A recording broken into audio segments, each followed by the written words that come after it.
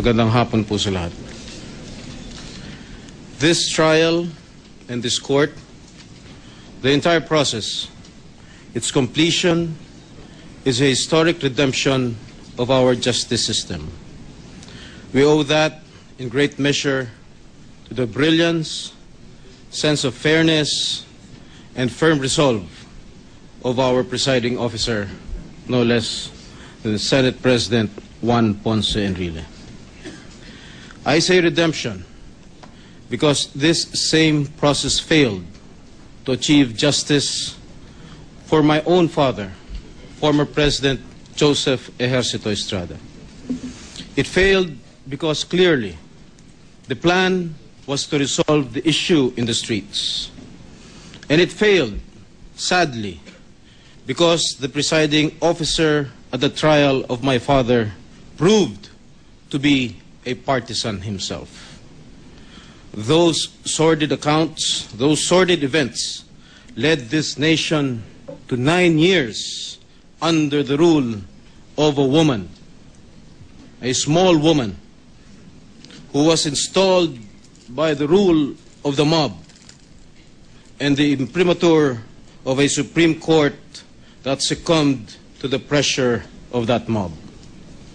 I am more than sure that my father would have been given the chance to be heard fairly, justly, and squarely, katulad ng pagkakataon ipinagkaloob ng impeachment court nito kay Chief Justice Corona. Had the impeachment rules been strictly implemented then in 2001, those private prosecutors who disrespected this court by walking out, thus robbing my father the chance to defend himself, would have not been allowed to do so, much less be held in contempt. Now, today we confront and make history. We make a historic decision this day to pass judgment on the Chief Magistrate of the Supreme Court of this nation after 44 grueling days of trial spread out in 4 difficult months. Our people followed this trial closely, and in this exercise we have demonstrated to them and to the international community that our country adheres and subscribes to the supremacy of the democratic framework and the majesty in fulfilling the mandate of the most basic of all our laws, the Constitution of the Republic of the Philippines. Sa paglilitis natin isinagawa sa harap ng sambayan ng Pilipino, itinaguyod natin sa ating Senado ang itinadhana ng ating saligang batas. Binigyang buhay natin ang diwa ng mga proseso ng ating batas at binigyan natin ng patas na pagdinig ang panig ng taga-usig at ng nasasakdal. Today, I join the nation in a fervent prayer that we can begin healing the wounds inflicted by the pain of this trial. We pray that we can, as soon as possible, bring closure to this painful episode in the annals of our country. I pray that as we conclude this defining moment, we can unite again as a nation, as a society, and attend to the many pressing problems that face us.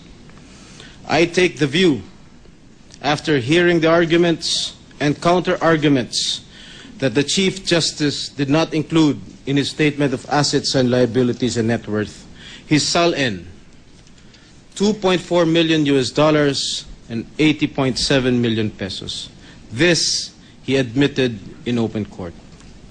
Napatunayan ng depensa na hindi 45 properties, kung hindi 5 lamang.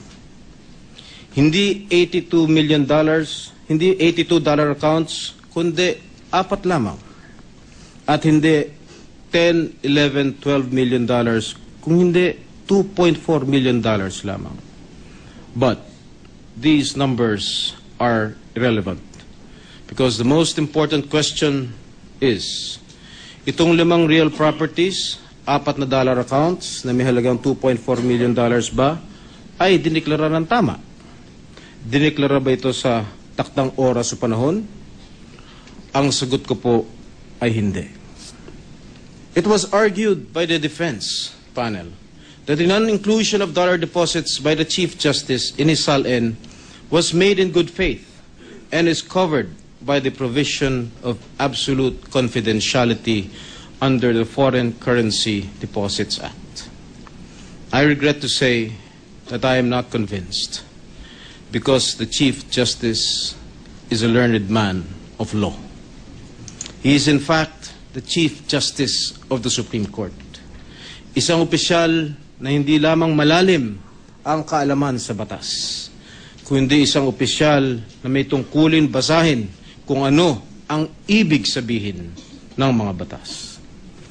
Bilang punong mahistrado, siya ay dapat na may higit na kaalaman at pag-unawa sa diwa ng batas at tungkulin niyang ipatupad ito na walang bahid ng pagtatakip sa pansariling interes.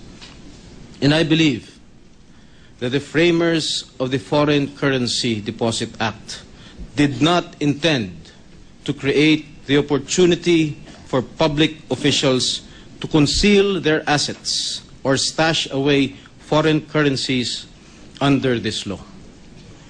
I therefore make this painful decision with a heavy heart, but confident that we have given justice to our people. Sa kadahilanan ito, wala akong pag-aalinlangan ngayon ng nasasakdal ay nagkasala at lumabag sa itinadhana ng ating saligang batas.